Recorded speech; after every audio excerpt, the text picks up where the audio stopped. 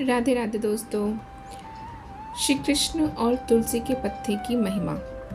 द्वारका में एक बार सत्यभामा और रुक्मिणी के बीच एक चर्चा चढ़ गई।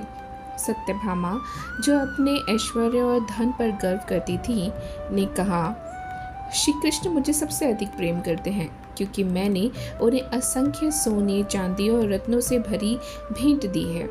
रुक्मिणी मुस्कुराई और बोली, सत्यभामा, प्रेम का मूल्य स्वर्ण और आभूषणों से नहीं आंका जाता।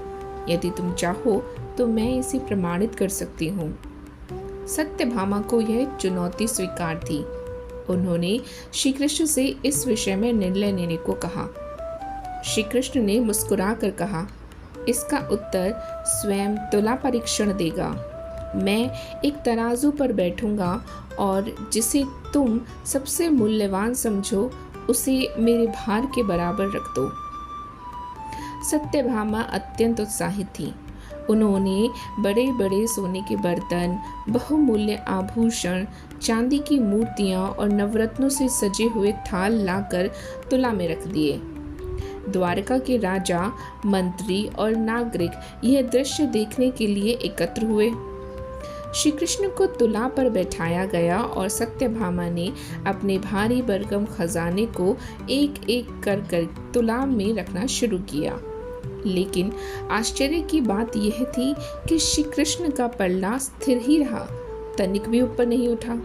सत्यभामा चिंतित हो गई। उन्होंने अपनी सारी संपत्ति तुला में डाल दी, लेकिन श्री कृष्ण का पल्ला अभी भी भारी ही रहा। सभा में बैठे हुए लोग एक दूसरे को देखने लगे। सत्यभामा व्याकुल होकर बोली, ये कैसे संभव है? इतना सोना चांदी भी कृष्ण के बराबर नहीं हो पा रहा। उनके मन में अहंकार के स्थान पर अब चिंता उत्पन्न हो गई। जब सत्यभामा हारने लगी, तब रुक्मिणी माता मंद मुस्कान के साथ आगे बढ़ी। उन्होंने अपनी साड़ी के पल्लू से एक छोटा सा तुलसी का पत्ता निकाला और अत्यंत श्रद्धा के साथ भगवान श्री कृष्ण को समर्पित किया। जैसे ही तुलसी पत्र तुला में रखा गया, चमत्कार हो गया। तराजू का संतुलन बन गया। कृष्ण के पल्ले का भार अब तुलसी पत्र के बराबर हो चुका था। सभा में उपस्थित सभी लोग विस्मित हो रह गए। सत्यभामा स्तंभ रह गई और उन्होंने पूछा, यह कैसे संभव है?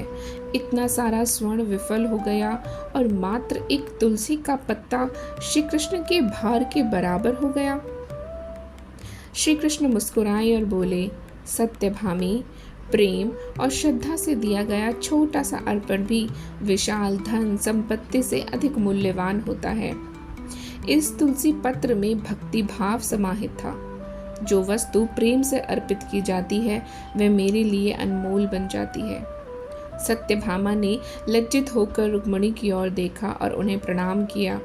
उन्हें समझ में आ गया कि श्री कृष्ण का स्नेह प्रेम और भक्ति से मिलता है, ना कि वैभव से।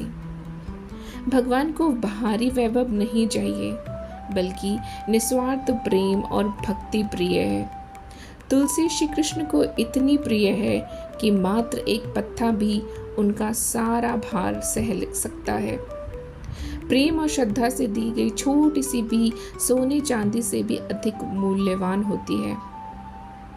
दोस्तों, इस कहानी से हमें यही सीख मिलती है कि सच्ची भक्ति और प्रेम से दिया गया छोटा सा अर्पण भी प्रभु के लिए अनमोल होता है। श्री कृष्ण केवल भारी आडंबर को नहीं, बल्कि हृदय की भावना को देखते हैं। इसीलिए भक्ति में धन का नहीं, बल्कि श्रद्धा और प्रेम का महत्व होता है। इसी के साथ बोलिए हम सब मिलकर, राधे कृष्णा।